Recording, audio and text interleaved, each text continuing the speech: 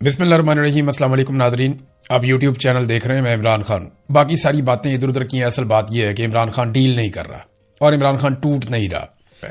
अब पीटीआई का मौक़िफ़ यह है कि अदालत ने अपने ऑर्डर में कैटेगोरिकली कहा था कि शिफा अस्पताल में ले जाके इमरान खान साहब की बहन और डॉक्टर की मौजूदगी में डॉक्टर्स का एक बोर्ड बनेगा और फिर इमरान खान साहब का इलाज होगा। और जब तक यह इलाज हो रहा है दोनों तरफ से कोई बयानबाजी नहीं होगी और अगर कोई चीज किसी को प्रॉब्लम हो तो वो सुप्रीम कोर्ट से रुजू कर सकता है दोबारा से। अगली समात पे हम उस मामले को भी देख लेंगे।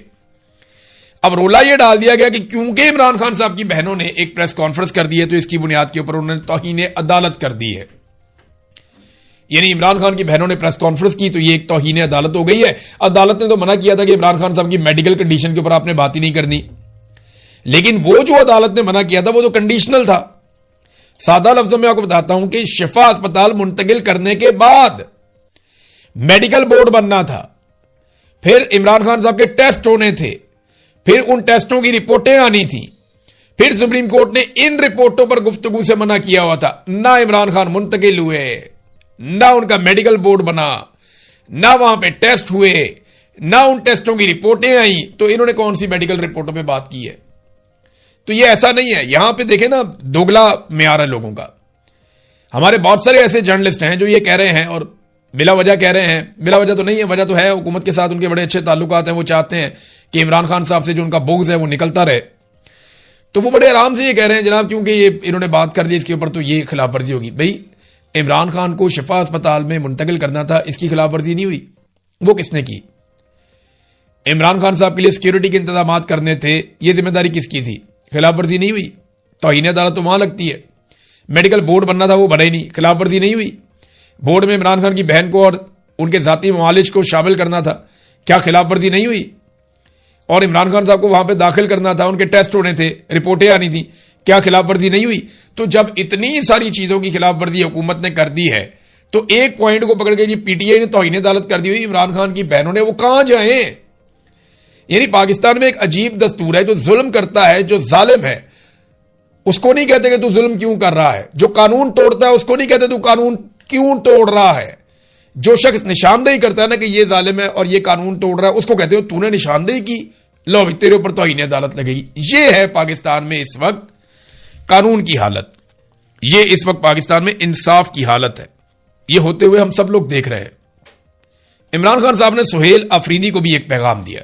अच्छा, इससे पहले कि मैं आपको सुहेल अफरीदी वाला पैगाम सुनाऊं, जरा ये सलमान अकरम राजा साहब की बात सुने ना, आपको और जरा क्लियर हो जाएगा कि तौहीन अदालत हुई है या नहीं हुई। ये जरा सुने आप क्या कह रहे हैं।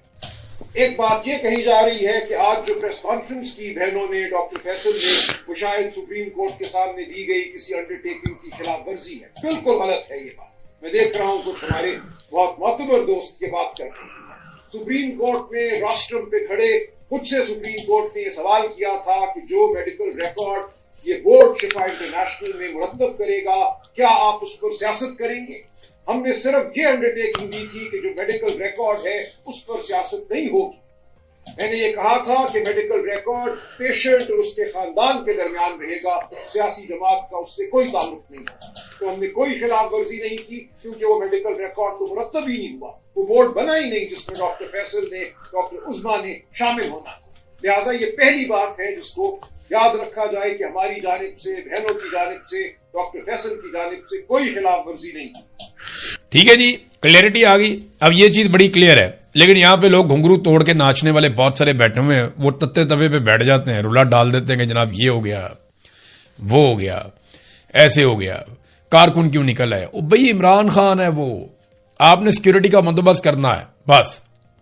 लोग सड़कों पे तो आएंगे, लोग फूल तो फेंकेंगे, वो इमरान खान है, वो नवाज शरीफ थोड़ी है जो डील करके चला जाता है। इमरान खान तो डील करके नहीं जाता, वो तो डट कर खड़ा हुआ। प्रॉब्लम ये है। और इमरान खान साहब ने ना, जो मैं आपको एक दो चीजें और बताता हूं, मैंने आपको पिछले वीलॉग में कहा था कि इमरान खान की बहनों को बात करने दें, वो ज्यादा बेहतर समझती है कि अभी क्या करना है, क्योंकि सेहत के मामलात में फैसले लेने का हक उनका है।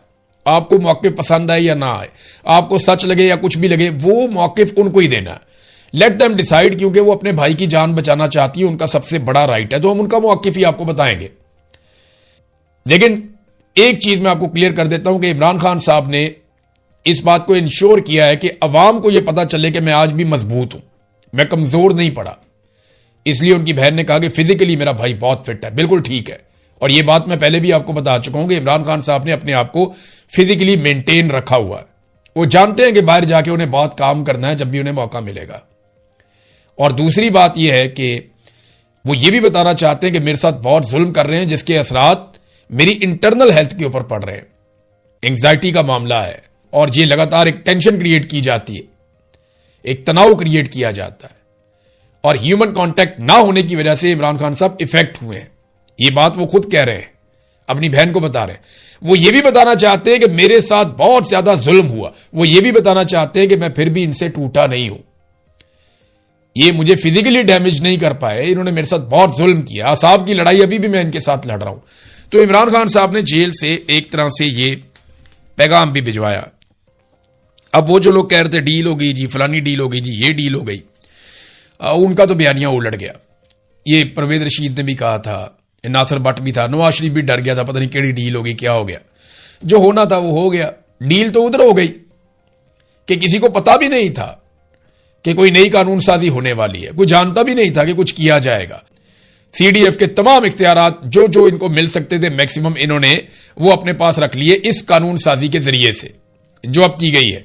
तो अगर कहीं डील हुई है ना इस पूरे मामले में, इमरान खान साहब को रिलीफ की कहानी सुना के, तो वो सारी की सारी डील हुई है पीपल्स पार्टी और पीएमएलएन की जानिब से। और याद रखिएगा, जो वोट करने वाली जमातें हैं ना, उसमें पीपल्स पार्टी शामिल है। अगर कोई डील थी पसे पर्दा तो वो ये वाली डील थी।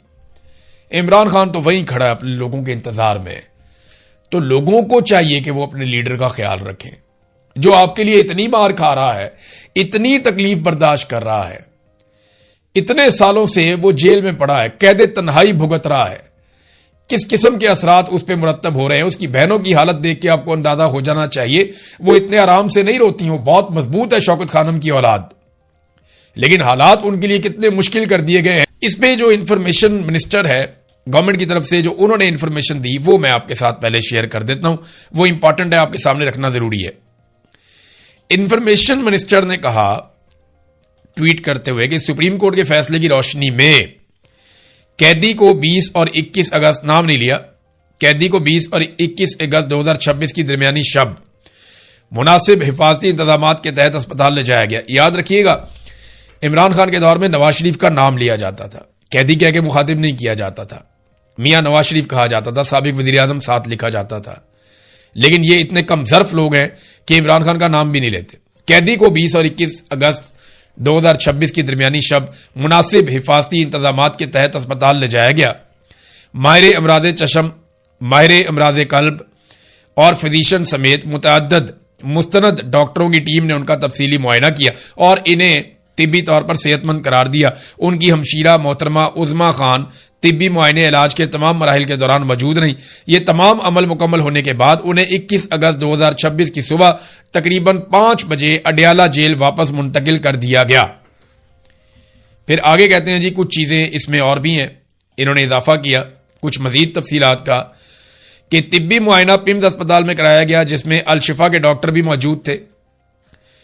पीटीआई के कारकुनों की तरफ से जो सिक्योरिटी की सूरत-ए-हाल अल-शिफा अस्पताल के रस्ते में और बाहर पैदा की गई, उसके पेश नजर उनको पिम्स अस्पताल लेकर जाया गया और तिब्बी मुआयने के मुताबिक वो सेहतमंद पाए गए। क्योंकि जो सवाल उठना शुरू हो गया था ना कि फिर आप शिफा में क्यों नहीं लेके गए, अदालत का ऑर्डर तो करता शिफा में लेकर जाए। अब वो कहते नहीं बाहर क्योंकि कारकुन आ गए थे।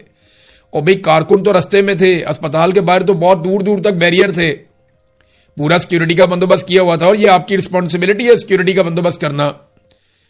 यहीं पे आपने अमेरिकन सदर को दावत दी हुई है, आपने बाकी दुनिया को दावत दी हुई है कि आप आ जाएं सारे यहां पे, उनकी सिक्योरिटी का आप बंदोबस्त कर लेते हैं, तो एक साबिक वजीर आजम की सिक्योरिटी का आप बंदोबस्त नहीं कर सकते, ये तो मजाक ही है। उन्होंने कहा जी इनको पहले भी तिब्बी सहूलियत फराहम की जाती रही हैं और अब भी जब इनको जरूरत पड़ेगी तिब्बी सहूलियत फराहम की जाएंगी। ये है नाज़रीन मामला। तो ये इनका मौक़िफ़ थे। अब तक के लिए इतना ही, अपना ख्याल रखिएगा, अपने चैनल का भी। अल्लाह हाफ़िज़।